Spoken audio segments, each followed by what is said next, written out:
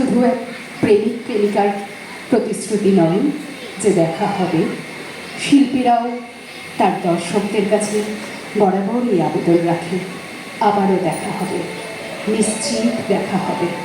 কারণ এই দেখা না হলে শিল্পী মন শান্তি পায় না কোথাও।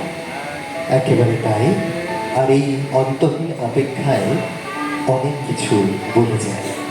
একদম ভরা বসন্তে এই প্রতিশ্রুতি আমাদের মনে আরও যেন প্রেমকে জাগরিত করে।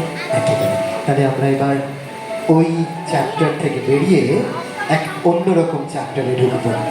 এবার যেটা হতে চলেছে সেটা শ্রুতি ছন্দের ইতিহাসে এক নজির গড়া প্রযোজনা।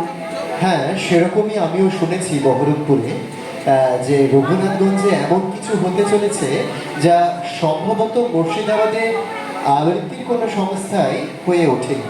আমাদের শ্রুতি ছন্দের বেশ কিছু সফল প্রযোজনা আছে, তার মধ্যে তু কেনে দাঙ্গা দিলি, মার সালাদের, সাথে রয়েছে বিদ্রোহী, বন্দিবীর, বিরিয়ানির আলো।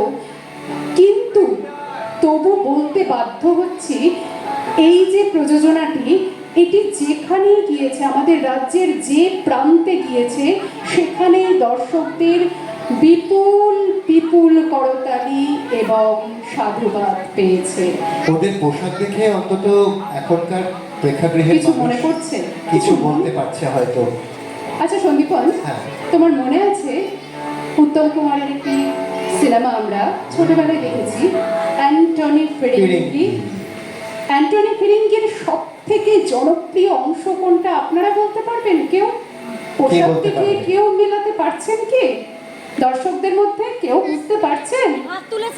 বুঝতে পারছেন কিন্তু বলতে পারছেন না। কবি গান, বাংলার ঐতিহ্যবাহী একটি লোকসঙ্গীত শিল্প, সেটা হচ্ছে কবি গান বা কবির লড়াই। 18 শতকের শেষের দিকে এবং 19 শতকে ভীষণ জনপ্রিয় ছিল এই কবি গান। এবং কবি গান এমন একটি বিষয় যে বিষয়ে অনেক না বলা কথা সুন্দরভাবে বলে দেওয়া যায়। আর যে